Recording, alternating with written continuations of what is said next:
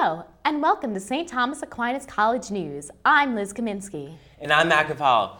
St. Thomas Aquinas College News is produced in our very own St. Thomas Aquinas News studio. And now Liz with the week's top story. Thanks, Matt.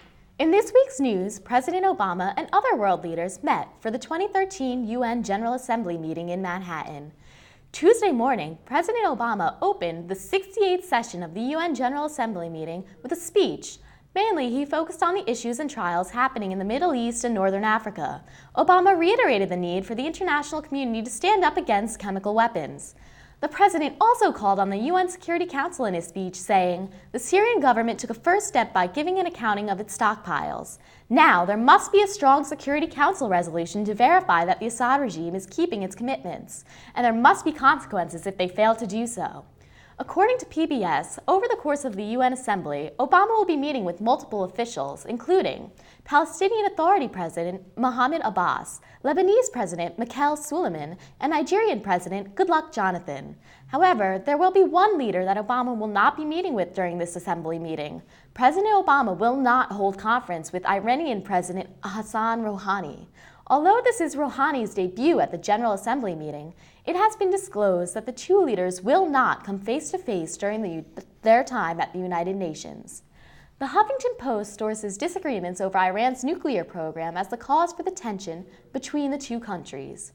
Iranian and U.S. leaders have not met diplomatically in 36 years. Now over to Matt with our next story. Thanks, Liz. New information regarding the horrific Navy Yard shooting that occurred on September 16th was revealed yesterday.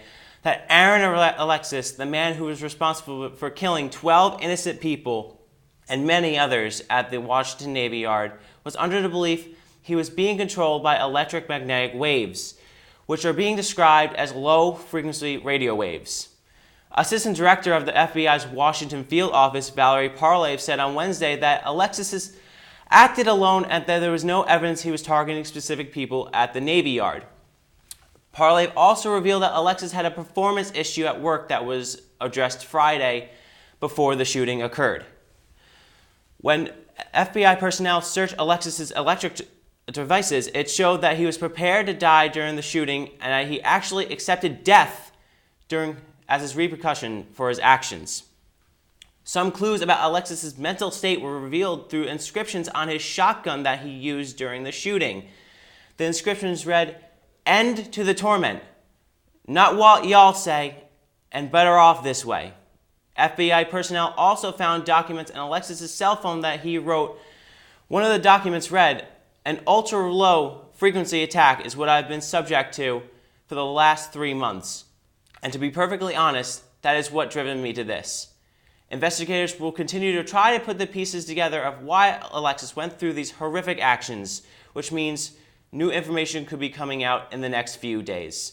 Now over to Craig with entertainment. Thanks, Matt. In today's news, Miley Cyrus has been the talk of the town all throughout the United States, but the main question is, why is she doing so? Some say it's to gain attention and recognition, others say it's her lashing out.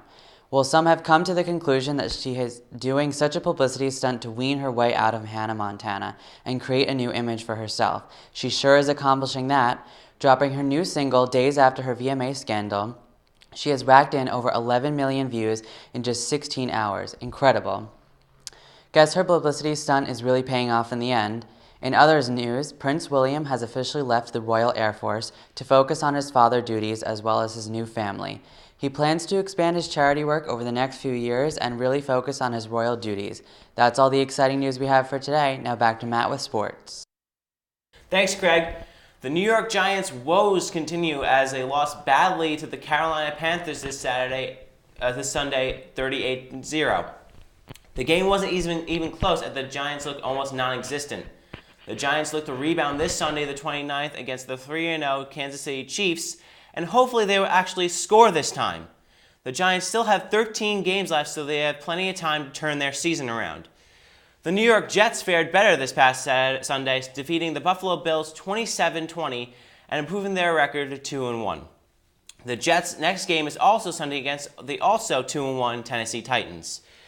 The New York Yankees celebrated Mariano Rivera Day this past Sunday, looking back at the legendary career of arguably the greatest closer of all time.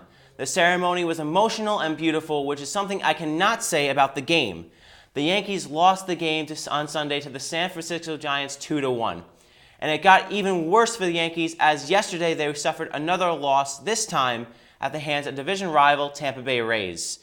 The Yankees are now 5 games back of the competition in the AL wildcard, which means they'll need an even bigger miracle to make the playoffs than last week.